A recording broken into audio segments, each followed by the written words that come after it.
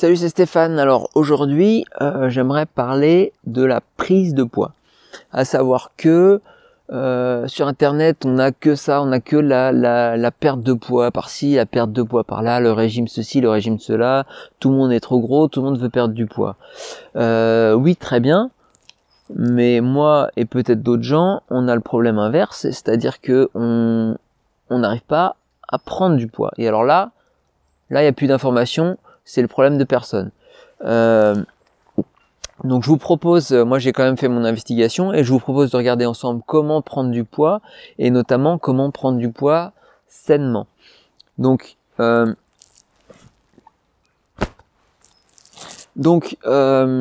prendre du poids sainement, si vous avez suivi mes épisodes précédents, le poids est notamment principalement influencé par le sucre.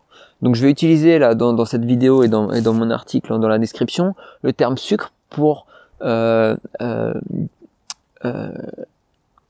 identifier, pour nommer à la fois le sucre rapide et le sucre lent. C'est-à-dire qu'ils ont en anglais le terme carbohydrate, qui est très pratique, qui est différent de sugar. On n'a pas vraiment la différence en français, on dit sucre lent, sucre rapide, c'est un peu facile. Moi je vais utiliser sucre, mais sachez que sucre ce sera pas le sucre en poudre ici, ce sera plutôt le sucre lent des pommes de terre, des tubercules, des lentilles, bien qu'il y ait des sucres rapides dans les fruits, des bananes, etc. C'est quand même une bonne chose. Donc il faut s'orienter vers le sucre. Alors le sucre, quand vous ingérez du sucre, vous allez faire monter le glucose dans le sang et donc l'insuline. Grâce à cette insuline, on va pouvoir envoyer le sucre à la fois dans le foie et dans les muscles sous forme de glycogène. Donc on fait vraiment le plein. Là, c'est le glycogène, c'est pour stocker le sucre. Une fois que ces réserves sont pleines, on passe à l'adipogénèse. L'adipogénèse, c'est la création, la génération de graisse. Donc c'est ce qui nous intéresse. Là, on peut grossir. Alors, bien sûr, on va essayer aussi, tant qu'à faire, de prendre un peu de muscle, etc. Ça va avec. Mais pour prendre du poids, quand on est un peu en sous-poids ou comme moi, par exemple, j'aimerais prendre du poids pour pouvoir faire des jeûnes un peu plus prolongés derrière, on est intéressé par prendre des graisses. Donc, il faut du sucre. Alors, on a deux formes de sucre, le sucre lent et le sucre rapide, mais moi j'aimerais plutôt dissocier le sucre en sucre ajouté et sucre qui sont déjà dans les aliments. Et c'est deux choses qui sont vraiment fondamentalement différentes, et ça il faut vraiment bien le comprendre pour avoir une alimentation saine. Et si on veut faire une prise de poids saine, il faut éliminer tout ce qui est sucre ajouté, donc tout ce qui est transformé, tout ce qui vient du commerce et qui a été déjà préparé, pré-cuisiné, les sauces où ils ajoutent du sucre, etc. Tout ça on évite. Les bonbons, les sodas, n'en parlons pas. Et on va aller chercher le sucre dans les fruits, dans les légumes, dans les tubercules, les pommes de terre, la patate douce, le yucca, dans les féculents, les lentilles, les pois. Alors bon, il y a bien sûr aussi le pain et les céréales. Après, c'est à vous de voir si le gluten marche pour vous, marche pas pour vous. Pourquoi pas? Moi, j'essaye d'éviter. Donc voilà. Alors, on va s'orienter donc vers des aliments riches en sucre et sucre lent, donc naturels. Alors, comment faire ensuite? Est-ce que il faut manger plus? Parce que on pourrait croire qu'il suffit de manger plus pour prendre du poids. C'est pas si simple. Si vous mangez vraiment très peu, ça peut être une solution. Mais si vous mangez déjà correctement et que vous essayez de manger plus, vous risquez de vous retrouver dans une situation où votre estomac est trop plein, où ça altère la digestion, où vous êtes trop lourd et finalement cette digestion elle s'effectue pas comme elle devrait. Et moi j'ai essayé de manger plus, d'augmenter les portions des repas et ça n'a pas marché parce que justement ma digestion était pas meilleure. Et que le processus de digestion n'arrive pas à prendre, à puiser tous les nutriments et tous les sucres dont il a besoin. Donc ça, c'est pas si simple.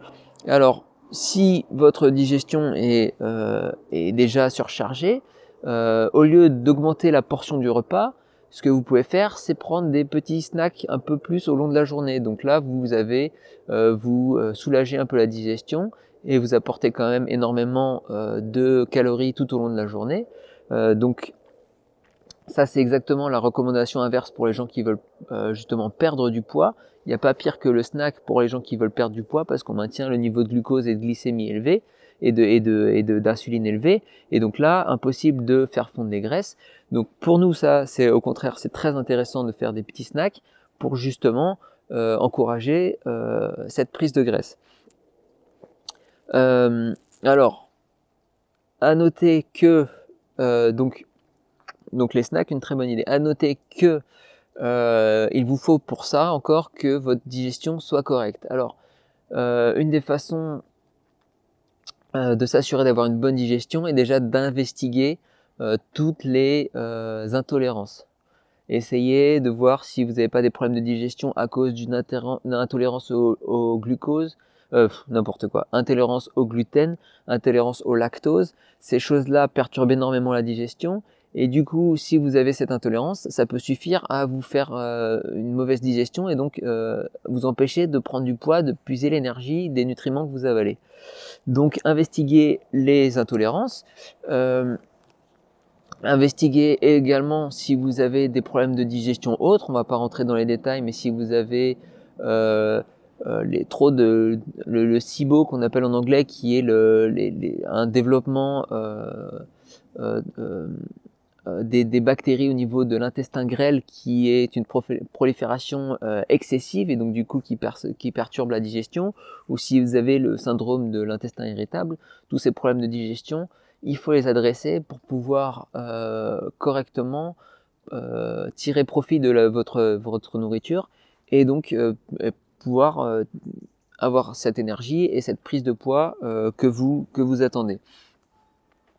Une fois que vous avez atteint le poids que vous vous étiez fixé, et donc vous pouvez soit revenir à des repas plus réguliers par rapport au snack, soit vous pouvez dans tous les cas vous pouvez ou pas, vous pouvez rester avec les snacks, mais dans tous les cas vous pouvez réintroduire un peu de jeûne intermittent, c'est-à-dire que vous pouvez sauter par exemple le petit déjeuner, ce qui permet de rétablir un peu les niveaux de glycémie et d'insuline qui seraient élevés parce que vous snackez tout le temps, vous mangez toute la journée et donc ça sur le long terme, sur le très long terme, ça c'est assez mauvais à cause du diabète bien connu. Donc réintroduire un peu de jeûne intermittent pour réguler tout ça éventuellement, mais ça c'est quand vous avez déjà réussi et que vous avez repris pris le poids que vous souhaitiez. Donc en conclusion, tirer son sucre rapide ou sucre lent des fruits et des légumes et notamment de ceux qui sont riches, les tubercules, etc. Je ne vais pas revenir dessus.